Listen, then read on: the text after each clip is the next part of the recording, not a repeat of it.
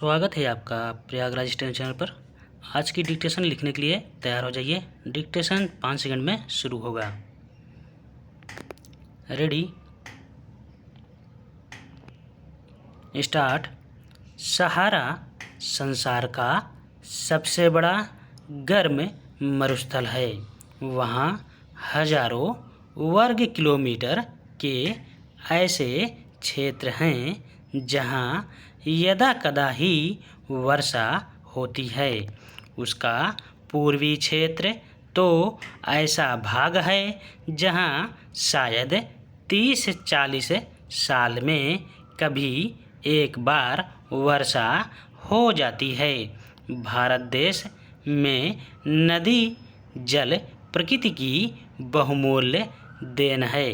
इस जल का उपयोग न सिर्फ आर्थिक विकास के लिए आवश्यक है बल्कि देश की बढ़ती हुई जनसंख्या को खाद्य सामग्री की ज़रूरतों को पूरा करने के लिए ज़रूरी है। आसमान वर्षा के कारण इस जल को एकत्र करने के लिए बांध और जलाशयों का निर्माण भी देश की उन्नति में सहायक सिद्ध होगा। आजकल एवं कुछ शताब्दियों से भारतवर्ष की जनता के बीच इलाहाबाद शहर का नाम बड़ी श्रद्धा व लगन के साथ लिया जाता है।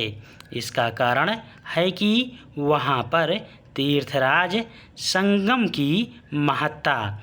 इलाहाबाद शहर का नामकरण पहले प्रयाग था, जो कि मुगल शासन काल के दौरान इसका नामकरण इलाहाबाद रखा गया। यही नाम कालांतर में आगे चलकर इलाहाबाद के नाम से प्रसिद्ध हुआ। महोदय, देश की संसद हो या राज्यों की विधानसभाएं, अध्यक्ष या पीठासीन अधिकारी ही सदन की मान मर्यादा का रक्षक माना जाता है। उसका सर्वोपरि दायित्व यह है कि वह शांतिपूर्ण ढंग से सदन की कार्यवाही का संचालन करे।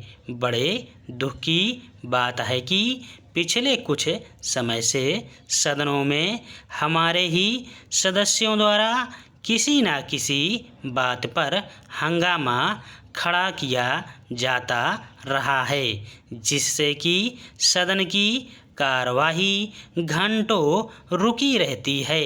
इस प्रकार जनता के द्वारा टैक्स में वसूला गया मेहनत का पैसा व्यर्थ बर्बाद होता रहता है। इस प्रकार के व्यवहार एवं आचरण से निश्चय ही हमारी लोकतांत्रिक संस्थानों की महान क्षति होती है। मध्य प्रदेश सरकार द्वारा आदिवासी मजदूरों को ज़्यादा से ज़्यादा लाभ पहुंचाने के उद्देश्य से बनाई गई तेंदुपत्ता नीति ने एक ओर पूंजीपतियों की नींद हराम कर दी है, वहीं दूसरी ओर अनेक संगठनों ने इसे शासक दल का प्रचार एवं शासकीय धन का दुरुपयोग करने का आरोप लगाया है। में पाए जाने वाले पत्तों से लगभग 25 लाख आदिवासियों को रोजगार उपलब्ध होता है।